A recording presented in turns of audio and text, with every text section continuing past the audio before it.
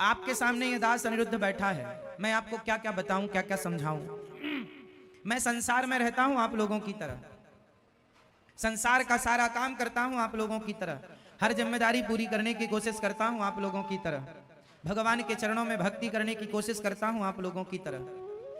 लेकिन मैं सब कुछ करता हुआ भी मैं कुछ नहीं करता।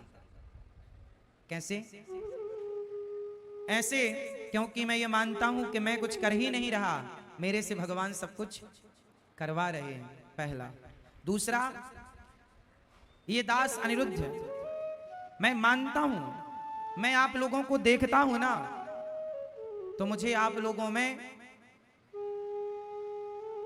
यही नजर आता, जब आप में से कोई रोता हुआ मेरे पास आता है, जब कोई रोता है मेरे सामने आकर, मैं बड़ी दुखी हूं, मैं बड़ा दुखी हूं, मैं बड़ी परेशान हूं, मैं बड़ा परेशान हूं, तो मुझे बस एक ही बात समझ में आती है कि ये दुखी और ये परेशान सिर्फ इसलिए हैं कि इन्हें उस ईश्वर पे बस भरोसा नहीं है और इन्होंने इस संसार को सही तरीके से जाना नहीं।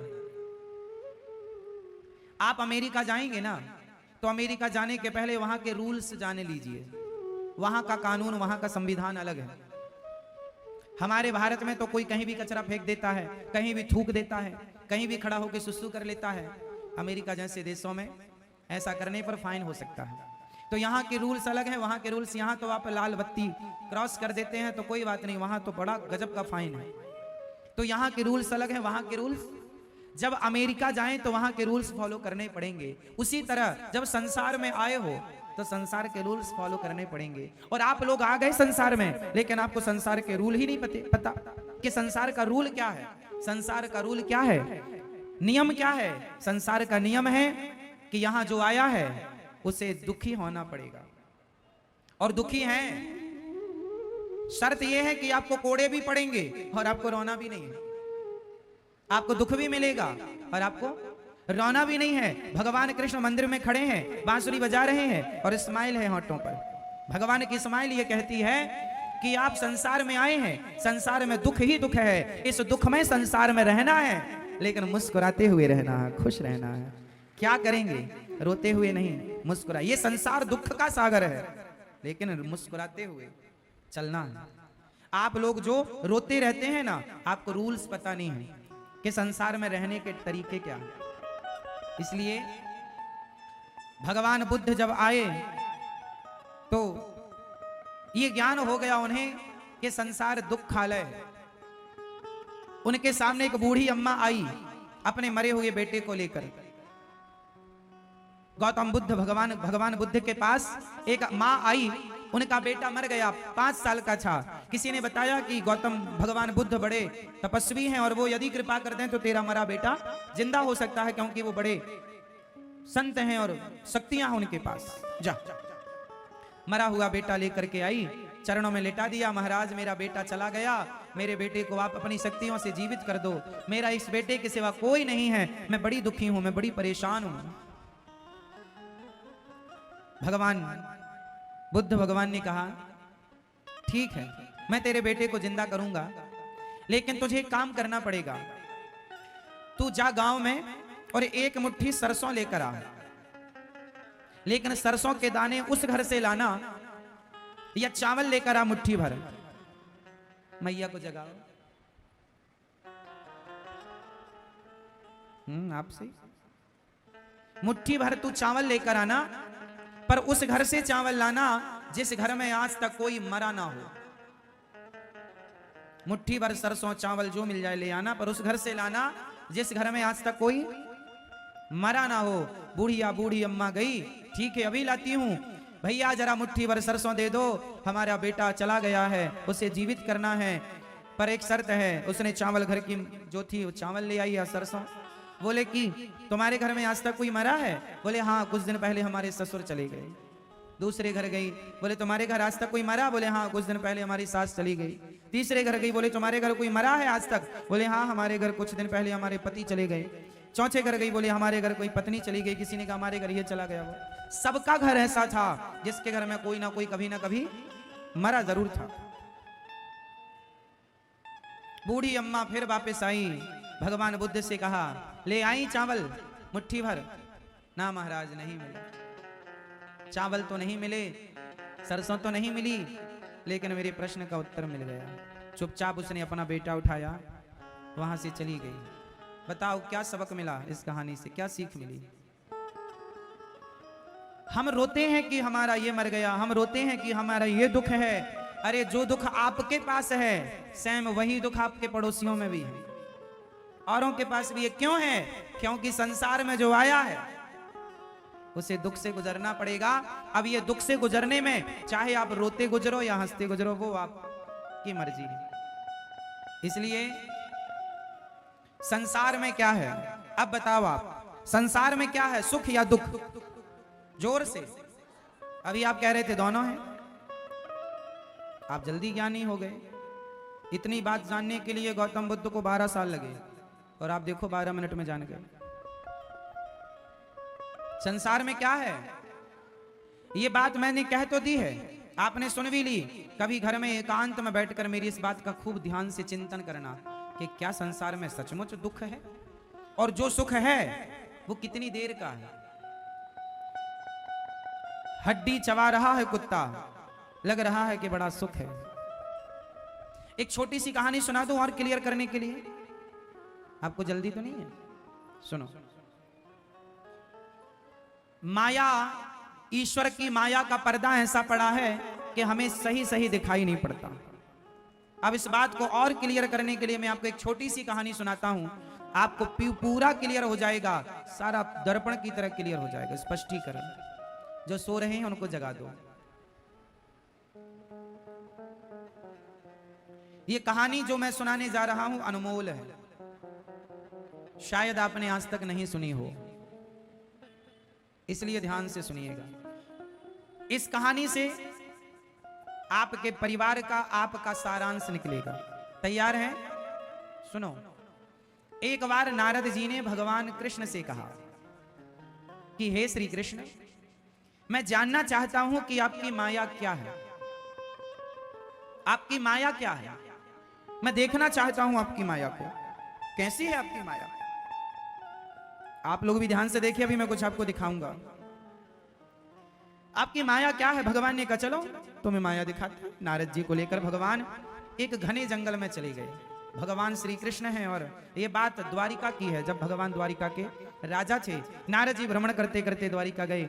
आज भगवान नारद जी को लेकर घने जंगल में भगवान प्रवेश कर गए। नारद जी बोले प्रभु और कितने अंदर ले जाओगे? भगवान बोले बस थोड़ा अंदर और। नारद जी चले। चलते चलते नारद जी थक गए, एक पेड़ की छांव में बैठ गए। प्रभु अब चला नहीं जा रहा, मैं थक गया, थोड़ा विश्राम कर लो। भगवान बोले अच्छा विश्राम तो कर लेंगे, पर हमें बड़ी प्यास लगी है। हे देवर्षि नारद जी, हमें बड़ी प्यास लगी है, क्या आप पानी का बंदोबस्त करेंगे, हमारे लिए पानी पिलवाएंगे? हाँ हाँ। नारद जी बोले आप यहीं बैठो पेड़ की छांव में, मैं अभी आपके लिए पानी लेकर आया। नारद जी उस घोर जंगल में, भयंकर जंगल में पानी की खोज में आगे चले। नारद जी थोड़ा ही 400 कदम आगे बढ़े कि उन्होंने देखा कि एक सुंदर सा नगर था। उस नगर में एक सुंदर सी स्त्री एक कुएं में पानी भर रही थी। नारद जी ने कहा देवी बड़ी प्यास लगी है, क्या हमें पानी मिलेगा? उस देवी ने मुस्कुराते हुए नारद जी की तरफ देखा और कहा जरूर। नारद जी ने ऐसे किया, अपने दोनों हाथों को आगे बढ़ाया। उसने घड़े से पानी नारद जी की अंजलि में डाली, और नारद जी पानी पीते हुए अपने नेत्रों को उठा करके, ऊंचा करके, और उसकी सुंदरता को, स्त्री की सुंदरता को देखने में इतने मस्त हो गए कि भूल गए कि मैं कोई काम करने आया था। उस स्त्री से कहा देवी इस नगर का नाम क्या है? बोले इसका नाम है उत्तमपुर। अच्छा, इस नगर के राजा कौन है? मेरे पिता इस नगर के राजा हैं। अच्छा, तो आप राजकन्या हैं? हाँ। देवी आप बहुत सुंदर हैं, क्या आप हमसे विवाह करेंगी? देवी ने कहा हाँ, यदि मेरे पिता तैयार हो जाएं तो मैं आपसे विवाह कर लूंगी। चलो हमें अपने पिता से मिलाओ। अब नारद जी उस लड़की के पिता से मिलने गए, और भगवान भेजे थे कि जाओ हमारे लिए पानी लेकर आओ। और नारद जी अपनी शादी की चर्चा करने गए। लड़की के पिता से बोले, आपकी कन्या बड़ी सुंदर है, हमें पसंद है। राजा ने कहा, महाराज आप तो देवर्षि नारद जी हैं। हाँ हाँ ठीक पहचाना, हम देवर्षि नारद। अरे महाराज, आप जैसे महात्माओं के पास हमारी कन्या रहेगी तो ये तो हमारा सौभाग्य है कि आप जैसी तपस्वी हमारी कन्या को वर्ण करेंगे। लो भैया, सुंदर सा समय निकाला गया, तारीख तय की गई और नारद जी का उस लड़की से विवाह संपन्न हुआ। अब नारद जी हो गए गृहस्थी। ध्यान से सुनना, नारद जी हो गए गृहस्थी। और नारद जी ने गृहस्थी में रह करके बड़े प्रेम से उस नारी के संग रहकर आनंद लिया। एक दिन उनके ससुर की मृत्यु हो गई। ससुर की मृत्यु हो गई तो इनके साले थे नहीं। अब नारद जी, एक बेटी थी उनके राजा की, तो नारद जी ही राजा बने। अब नारद जी राजा बन गए, उनकी पत्नी बगल में बैठी रानी बनी। कुछ दिन बाद नारद जी के एक बेटा हुआ। कुछ वर्ष बाद नारद जी की एक बेटी हुई। एक बेटा एक बेटी। नारद जी के बड़े मंत्री, बड़ी सेना। एक दिन नारद जी ने सोचा कि चलो जरा देखो कि हमारे राज्य के आसपास किन राजाओं का कब्जा है। तो मंत्रियों ने बताया, महाराज फलानी दिशा में फलाने राजा का कब्जा है, हमारे राज्य की कुछ जमीन पर कब्जा किया है। नारद जी ने कहा, सेना तैयार करो और उस राज्य पर आक्रमण करो, अब हम अपने राज्य का विस्तार चाहते हैं। नारद जी क्या लेने गए थे? पानी, और राज्य का विस्तार करने में लग गए। हम अपने राज्य का विस्तार चाहते हैं, सेना तैयार करो। लो भैया, नारद जी की उपस्थिति में सेना तैयार हुई और सेना आक्रमण करने के लिए चली। पर नारद जी आक्रमण करें उसके पहले सामने वाले राजा ने आक्रमण कर दिया और नारद जी की सेना मारी गई। नारद जी का पहला युद्ध था, कभी लड़े नहीं तो माला जपते रहे सारी जिंदगी, नारायण नारायण नारायण। और आज बाबा जी युद्ध करने चले हैं और जब युद्ध करने गए तो ये हार गए। सामने वाले राजा ने नारद जी को हराया और इनके राज्य पर कब्जा कर लिया। अब नारद जी भागे अपनी पत्नी और बच्चों को लेके भागे नारद जी। अब भागते भागते भागते भागते एक जंगल में पहुंच गए। एक बेटी थी छोटी सी इनकी और एक बेटा था। बेटा थोड़ा बड़ा था, 5 साल 6 साल का बेटा रहा होगा, 3 साढ़े 3 साल की बेटी रही होगी। अब लो भैया, नारद जी पत्नी को लेके भाग रहे हैं, ना खाया ना पिया, बस भागा भागा भागा। सेना पीछे लगी है बंदी बनाने के लिए। अब नारद जी भाग भाग के चले, खाना पीना कुछ नहीं। पत्नी बोली भूख लगी है, बच्चे चिल्लाने लगे, रोने लगे। उस छोटी सी बच्ची को ना पानी मिल पाया ना भोजन मिल पाया, बच्चे रो रहे हैं। अब नारद जी अपने बच्चों को जब रोता हुआ देखे ना तो वो भी रोने लग जाएं, लेकिन क्या करेंगे। तभी उन्हें एक नदी दिखाई पड़ी। उस नदी के उस तरफ कोई गांव नजर आया। नारद जी बोले, यदि नदी के उस पार चले गए तो इस गांव में जरूर रोटी मिल जाएगी, हमारे बच्चों का पेट भर जाएगा। अब नारद जी उस नदी के पार जाने के लिए बंदोबस्त करने लगे। तभी उन्हें नदी के किनारे एक नाव नजर आई। कहीं बहकर पुरानी सी नाव आ गई। बहुत अच्छी हालत तो नहीं थी, पर नारद जी के बच्चे भूखे थे। अब नदी को पार करने के सिवा उनके पास कोई चारा ऑप्शन नहीं था। अब जैसे तैसे उसमें और लकड़ी लगा करके उसमें उसकी मलहम पट्टी करके नाव की और नारद जी उस नाव में बैठे। बच्चों को बिठाया, पत्नी को बिठाया, खुद नारद जी नाव जागो चलाने लगे। नारद जी नाव चलाने लगे। दुर्भाग्य देखिए कि जब नाव बीच भंवर में पहुंची, बीच नदी में, तो नाव में पानी भरने लगा। और जब नाव में पानी भरा तो नारद जी घबराए। पत्नी से कहा, तुम्हें तैरना आता है? बोले, हमें नहीं आता। अब नारद जी देख रहे हैं कि पानी भर रहा, छोटे छोटे बच्चे, 2 बच्चे, पत्नी। अब जोर कितनी नाव चलाएं, कैसे नाव चलाएं, फिर भी पानी को रोक ना पाए। और दुर्भाग्य देखिए कि नाव में पानी भर गया और नाव डूबने लगी। जब नाव डूबी तो नारद जी की पत्नी उनकी आंखों के सामने डूबने लगी, उनके बच्चे डूबने लगे, उनकी नन्ही सी बेटी पानी में डूबने लगी। नारद जी अब अपने को बचाएं कि पत्नी को बचाएं कि बच्चों को बचाएं। नारद जी तो जैसे तैसे किनारे लग गए, लेकिन बीच नदी में अपनी पत्नी को डूबता हुआ देखकर चिल्ला रहे हैं, हे विधाता, तू कितना निर्दयी, कितना निष्ठुर, इतना दुख दिया तूने हमें। क्या बिगाड़ा था हमने तेरा? कौन सा पाप किया था हमने जो तूने हमें इतना दुख दे दिया? हमारी पत्नी पानी में डूब गई, बच्चा पानी में डूब गया। चिल्ला रही है पत्नी, बचा लो स्वामी, बचा लो। पर ये असमर्थ हैं उस डूबती हुई पत्नी को बचाने में। अरे कोई तो बचाओ। कोई नहीं आया। पत्नी डूब गई, बच्चे डूब गए, तीनों की मृत्यु हो गई। और नारद जी रो रहे हैं, हे भगवान तू बड़ा निष्ठुर निर्दयी, क्या बिगाड़ा था हमने तेरा। नारद जी रो रहे थे, तब तक भगवान आ गए। भगवान ने कहा नारद जी पानी लेने गए थे, 1 घंटे से बैठे आपका इंतजार कर रहे हैं, आप लौटे ही नहीं। नारद जी को याद आया, हे प्रभु हम पानी लेने आए थे। हाँ। नारद जी बोले हमारी पत्नी डूब गई पानी में। ना भगवान बोले पत्नी, आपकी पत्नी? आप तो अभी पानी लेने गए थे 1 घंटा पहले, 1 घंटे से हम ही आपको ढूंढ रहे हैं। नारद जी बोले अभी 1 घंटा हुआ? हाँ 1 घंटे ही तो हुआ। बोले 1 घंटे में हमारे 2 बच्चे भी हो गए। भगवान मुस्कुराए, नारद जी यही है माया। आपने सवाल किया था ना कि प्रभु अपनी माया दिखाओ, अपनी यही है माया। जो आपका नहीं है आप उसके लिए रो रहे हैं, यही तो माया है। क्या वो पत्नी, क्या वो बच्चे, क्या वो राज्य नारद जी का था? बोलो बोलो। लेकिन नहीं था, लेकिन फिर भी उनने अपना माना और रो रहे हैं। जो आपका है ही नहीं आप उसे अपना मानते हैं। आपकी पत्नी आपकी नहीं है लेकिन आप उसे अपना मानते हैं। आपका पति आपका नहीं है लेकिन आप उसे अपना मानते हैं। आपका बेटा आपका नहीं है लेकिन आप उसे अपना मानते हैं। आपका शरीर, बेटा पत्नी छोड़ो, ये शरीर आपका नहीं है लेकिन आप इसे अपना मानते हैं। ये शरीर आपका था तो आंखों में कम दिखने लगा, रोका क्यों नहीं? कानों में कम सुनाई पड़ने लगा, रोका क्यों नहीं? शरीर बुढ़ा हो गया, रोका क्यों नहीं? आपका नहीं था लेकिन आप मानते रहे, यही तो माया है ईश्वर की।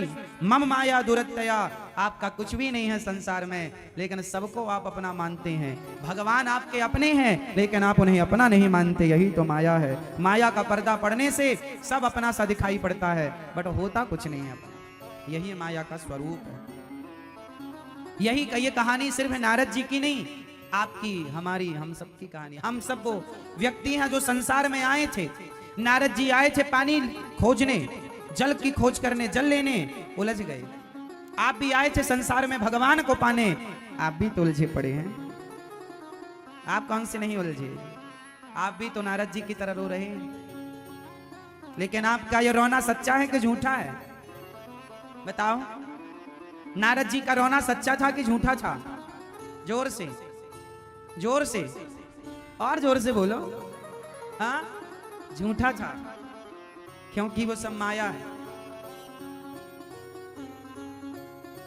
जैसे आप पिक्चर देखने जाते हैं तो पिक्चर थिएटर में जहां पे आप बैठते हैं वहां सामने एक व्हाइट कलर का पर्दा होता है, सिर्फ उस पर्दे पर पीछे से लाइट मारी जाती है। उस लाइट में चित्र नजर आते हैं और वो चित्र आपको हमें मूवी के रूप में दिखते हैं। वो सिर्फ क्या है? एक लाइट, एक प्रकाश है। व्हाइट पर्दे में पढ़ करके उसका रिएक्शन आप देख पाते हैं। उसी तरह संसार व्हाइट पर्दे की तरह है और इस व्हाइट पर्दे में कोई चित्र नहीं है। उस कैसेट में जो जो भरा होता है वो उसमें दिखाई पड़ता है। उसी तरह आपके मन में जो जो भरा पड़ा है कई जन्मों से, वो आपको यहां भासता है, दिखता है, लगता है। होता कुछ नहीं है, सब वाइट है, ये सफेद है, कुछ नहीं है। प्राण निकल गए, कुछ नहीं बचा। जैसे छोटे छोटे बच्चे रोते रहते हैं, उनका रोना सच्चा होता है कि झूठा? कुछ बच्चे झूठे ही रोते रहते हैं, रोते उन्हें रोना है बस। ऐसे ही कुछ लोगों को रोना है। जैसे बच्चों का रोना झूठा है, ऐसे आपका और हमारा रोना भी झूठा है। रोना ही है तो भगवान के लिए रोइए। भगवान के लिए रोना सच्चा है, संसार का रोना झूठा है।